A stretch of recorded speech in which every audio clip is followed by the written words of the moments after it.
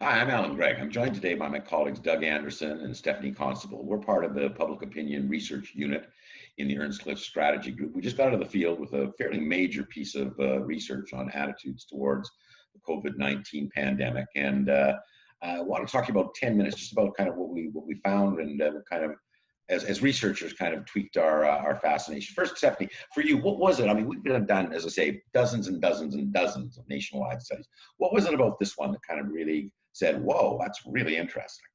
Yeah. The thing that really stood out for me was the performance ratings. So you'll remember we asked about how a variety of different people, organizations, institutions responded to the COVID pandemic. And what we saw was that there seemed to be three tiers of performance. So we had our heroes, those the frontline health workers, the first responders.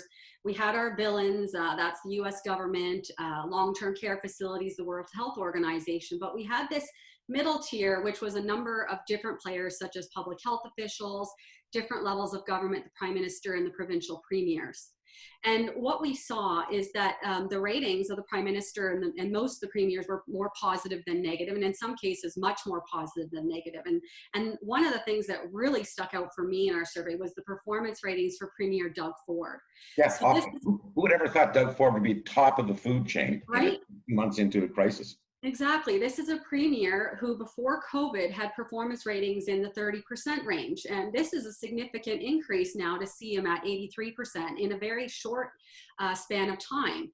And while you can appreciate that, politicians are seeing lifts in public opinion as a result, for me personally, as a nonpartisan who has voted for every political party, at least once in my lifetime, my opinion of Doug Ford has changed in a fundamental way. I think his handling of the pandemic has been informed, transparent, balanced, and steady. He's inspired confidence in me that he's on top of the pertinent health information and guidance and working with politicians of all stripes.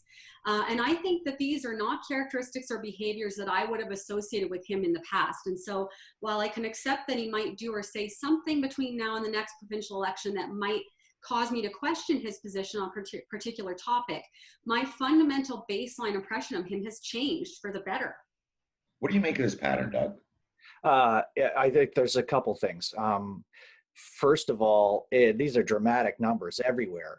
And, it's kind of unfortunate that there's a relativity to it in terms of what appears on screen. Dramatic meaning that these are good numbers right across the board. Oh, yeah. I mean, and if we'd just done a survey, for example, among Albertans, and we saw 54% there saying, yeah, you're doing a good or excellent job on this, those would be tremendous numbers. You'd feel pretty good about that performance. Yeah. Usually these highly correlate with partisanship. So to get beyond your partisan supporters is always like a sweet spot. But these are phenomenal numbers. And I suspect it's like no bickering, right? Canadians have told us for so long, what we don't want to have is you taking shots at each other over things that seem to be something other than the top priority that we want you to address. Absolutely speaks completely to political tone. Get rid of partisanship, get rid of conflict, put the larger good out there. I mean, we know from past experience that crises always help incumbents. We've seen that. George Bush had a 91% approval rating during the Kuwait War.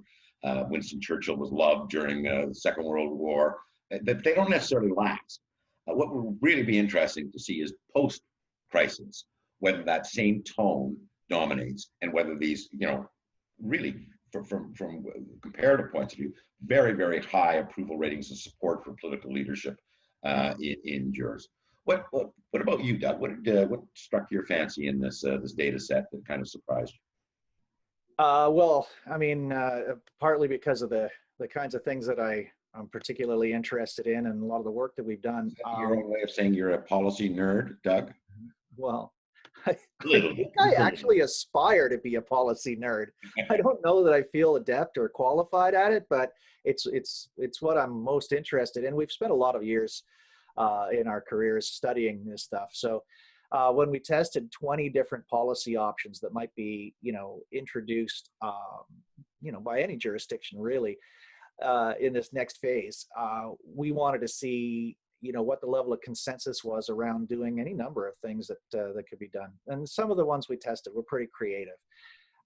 But we found basically this, three categories here in terms of tiering of consensus. And when it comes to basically continuing the physical distancing, there's generally a majority support for that. Certainly, there's 75% support in the idea of let's have some strict workplace safety rules in place to keep either myself or everybody who has to go back to a workplace safe.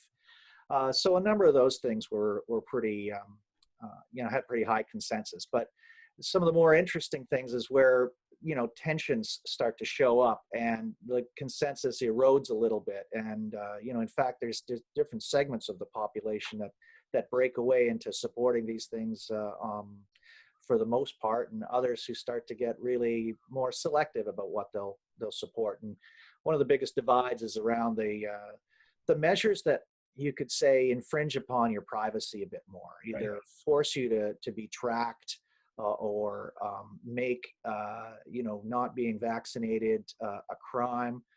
There's some who get behind that. And that's at the other end of the spectrum. There's a few things we tested, like increasing your taxes in order to pay for the COVID-19 response, or giving tax debt forgiveness to large businesses. Those really didn't find much of a consensus anywhere. And let's call it on the creative side of things, really interesting to find that 49% were saying, you know what, I could get behind compensating energy companies that convert to renewables, for example. And also on the small business, we see very different reaction to things characterized as helping small businesses as opposed 30% higher support than for big. There's a definite pattern here, isn't there, Steph? Yeah, and the thing that stood out for me is there really does seem to be a disconnect or a reticence to be mandated to do something versus making a choice to do so willingly. So I think of, things like making it a crime not to be vaccinated and making the wearing of masks mandatory, requiring people to have their location tracked. All of those measures had quite, a surprising amount of opposition, especially those that would track your location. When I couple that with some of the other findings, we had 4% have already been tested, another 52% want to be tested, and most have the understanding that until a vaccine is developed, things like, won't be going back to normal. So I think about, even myself going into grocery stores right now, and you see everyone lined up 2 meters apart. Most people are wearing masks. They sanitize their hands when they enter. Some are wearing gloves, and almost all voluntarily doing all of these things. So I guess when it's something that's mandated, I'm not sure how it fits with what they're prepared to do already on their own. Well, in fact, this whole series caused me to rethink the nature of Canada's socio-political culture. Historically, we've been described as the peaceable kingdom. We value compromise, gradualism, deference to authority. And you see some of that there. They're basically saying, I'm prepared to keep doing the stuff I'm already be doing here. But it also says that there's limits to that deference. They're saying, I'm not prepared to give up my civil liberties. I'm not prepared to see big business be bailed out on this. And there's a certain kind of a defiance there that, and maybe an evolution and maybe a little bit of growing up on the part of Canadians that we don't normally associate with the culture. We also looked at communications, asking people, what do they want to hear, especially from corporations in this particular environment. We've done lots of corporate image work in the past, and by and large, the public's expectations for business has been pretty limited. If you're creating jobs and contributing to the economy, I guess I'll tolerate you. And corporations have usually responded in kind. They either don't communicate at all about what they're doing, or they say, we're the backbone of the economy. Here, what we're seeing is that things like jobs and contributing to the economy are important, but they're not the most important. What's the most important in changing people's views of an organization is the willingness to set aside profit for the public good, and whether they're Canadian owned or not. And so what we're seeing is a whole elevation of the importance of corporate social responsibility in this environment. But that too is interesting because it's different. If you ask people, you want to hear about the charitable giving you're doing, not so much. What they're looking for, I think now, is a kind of a real glimpse into an organization's soul. They're looking at what do you value. It's not just a question of what do you do, but what do you believe in? And that's a whole new test for corporations to meet. And whether they're going to be able to is going to be very, very interesting to watch. Is that just nonsense, Doug, or am I making sense for once? No, I don't think it's nonsense at all. I was struck by how different some of these reactions were to, studies that we've done for years. The idea of, Canadian owned was one of those sort of window dressing things that, like, okay, sure, yeah, that's good. And then you do a regression analysis in a survey and you find out it doesn't really change anybody's opinions, but it Who's the seems lowest prices? Yeah. yeah, prices, availability.